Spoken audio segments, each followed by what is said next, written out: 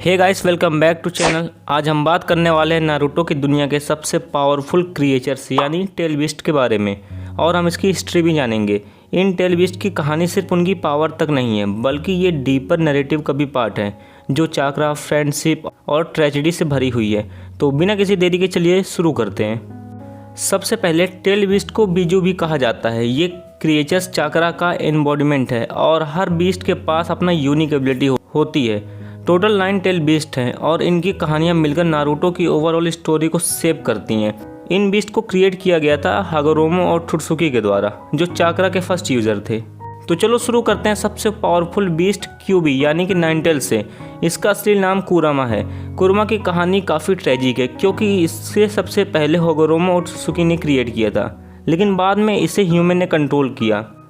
कुरामा को बार बार जिंजुर्की में सील किया गया, जैसे कि कुशिना उज़ामाकी और फिर नारुतो उज़ामाकी। कुरामा की चाक्रा डिस्ट्रक्टिव है, जो इसे काफ़ी डेंजरस बनाता है। पहले कुरामा काफ़ी एंग्री और वेंजफुल था, लेकिन नारुतो के साथ अपने बॉन्ड के बाद उसने अपनी सोच बदली और एक प्रोटेक्टर बन गया। इसका ट्रांसफॉर्मेशन नारुतो के लिए एक पावरफुल मूवमेंट था क्योंकि इसने उसकी पावर को इनहेंस्ड किया और उसे कागे लेवल का बना दिया। अब बात करते हैं 1 टेल यानी सुकाकू की। ये एक सैंड बेस्ड बीस्ट है और इसका असली नाम है सुकाकू। सुकाकू को पहले जिंजुर्की गारा के अंदर सील किया गया था। गारा की कहानी बहुत इंटरेस्टिंग है क्योंकि वो पहले एक लोनर था और सुकाकू के साथ उसका बॉन्ड उसको पर्सनालिटी को चेंज कर देता है।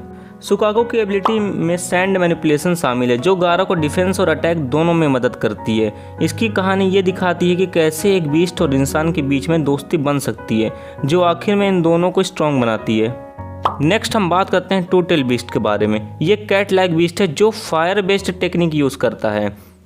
ये एक जिंजुर्की यूजिटा के अंदर, जो कि एक स्किल्ड निंजा है, उसके अंदर है, और इसकी भी कहानी बहुत ही ज़्यादा इंटरेस्टिंग है। यूजिटो ने अपना टेल बीस्ट से दोस्ती बनाई थी, लेकिन उसका रिलेशनशिप कभी भी इजी नहीं रहा है। और इस 2 टेल बीस्ट के बारे में हमको बहुत ज़्यादा कुछ दिखाया भी नहीं गया, ना तो एनिमे में ना तो मांगा में, तो इसके बारे में हमें ज़्यादा कुछ नहीं पता।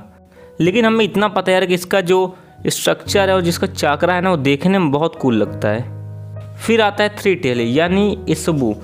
ये टर्टल लाइक बीस्ट है और इसका वाटर बेस्ड चाक्रा काफ़ी पावरफुल होता है। इसुबु का जिंजुर्की यागुरा, जो कि मिस्ट विलेज का 4th मिज़ुकागे था, उसकी कहानी भी काफ़ी कॉम्प्लेक्स है।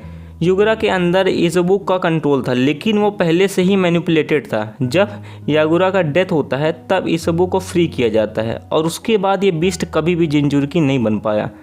इसका स्टोरी आर्क दिखता है कैसे पावर और कंट्रोल कभी कभी एक इंसान को करप्ट कर सकता है। और इस टेल बीस्ट का नारुतो की स्टोरी में बहुत ज़्यादा इम्पैक्ट पड़ा है क्योंकि काकाशी ने जब रिन को मारा था तो रिन के अंदर भी इसुबु ही था।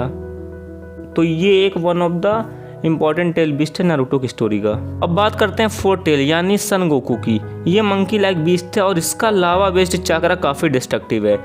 सन गोकू की कहानी भी इंटरेस्टिंग है क्योंकि इसका जिंजुर्की रोकू एक स्ट्रॉन्ग बॉन्ड बनाता है इस बीस्ट के साथ। सन गोकू को चाक्रा लावा को मैनिपुलेट करने की एबिलिटी देता है, जो कॉम्बैट में काफ़ी बेनिफिशियल होता है। इसकी कहानी ये दिखाती है कैसे एक जिंजुर्की अपने बीस्ट के साथ मिलकर स्ट्रॉन्ग बन सकता है और कैसे फ्रेंडशिप और ट्रस्ट की इम्पोर्टेंस है एक दूसरे की लाइफ में।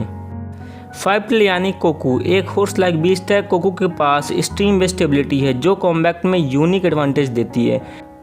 कोकू का जिंजुर्की हान ने इसे कंट्रोल करने की कोशिश की, लेकिन इन दोनों के बीच में कभी भी स्ट्रॉन्ग बॉन्ड नहीं बन पाया और ज़्यादा कुछ इनके बीच में बना भी नहीं। कोकू का स्टोरी आर्क दिखाता है कि कैसे टेल बीस्ट को समझना और उनके रिलेशनशिप बनाना कभी कभी चैलेंजिंग हो सकता है। हान की कहानी दिखाती है कि आइसोलेशन और स्ट्रगल कैसे इंसान की ग्रोथ को इफेक्ट करता है। 6 टेल यानी सेजुकी एक डॉल्फिन लाइक बीस्ट। इसका चाक्रा वाटर बेस्ड टेक्निक में मदद करता है। सेजुकी की कहानी थोड़ी मिस्टीरियस है क्योंकि इस बीस्ट को कभी भी एक प्रॉपर जिंजुर्की नहीं मिला। जब 6 टेल के पास एक जिंजुर्की होता है तो वो उसका वाटर मैनिपुलेशन की पावर बढ़ा देता है, जो कॉम्बैट में हेल्पफुल होता है। 6 टेल की कहानी ये दिखाती है कि पोटेंशियल भी रिलीज कर देता है। 7 टेल यानी चाव एक इंसेक्ट लाइक बीस्ट है। ये भी यूनिक एबिलिटी रखता है जो यूज डिफरेंट बनाती है, जो उसे डिफरेंट बनाती है। चाओ का जिंजुर्की फू ने इसे कंट्रोल किया, लेकिन उसका बॉन्ड कभी भी स्ट्रॉन्ग नहीं रहा। चाओ की एबिलिटी जैसे पॉइजन बेस्ड टेक्निक बहुत पावरफुल है, लेकिन फू को इसकी कंट्रोल में काफ़ी स्ट्रगल करना पड़ा था। ये कहानी हमें दिखाती है कि एक जिंजुर्की को अपने टेल बीस्ट के साथ कनेक्शन बनाना कितना ज़रूरी होता है।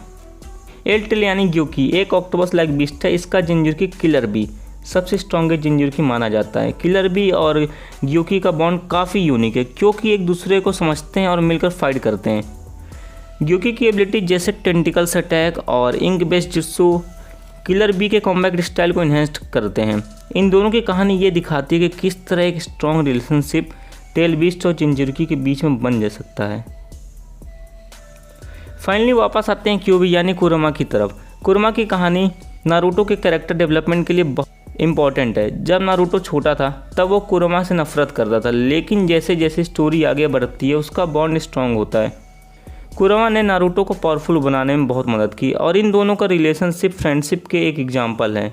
जब कुरोमा की सेक्रीफाइस होती तब नारुतो की जर्नी का कंक्लूजन होता है और ये दिखाया है कि उन्होंने एक पावरफुल बॉन्ड बनाया है। तो ये थी टेल बीस्ट की कहानी और उनकी हिस्ट्री। हर टेल बीस्ट का अपना एक यूनिक नैरेटिव है तो जो नारुतो की वर्ल्ड को और भी रिच बनाता है। इन टेल बीस्ट की कहानी हमें ये दिखाती है कि पावर के साथ साथ रिस्पॉन्सिबिलिटी और रिलेशनशिप भी बहुत ज़रूरी है। आपको इनमें से कौन सा टेल बीस्ट सबसे ज़्यादा पसंद है, कमेंट सेक्शन में बताओ।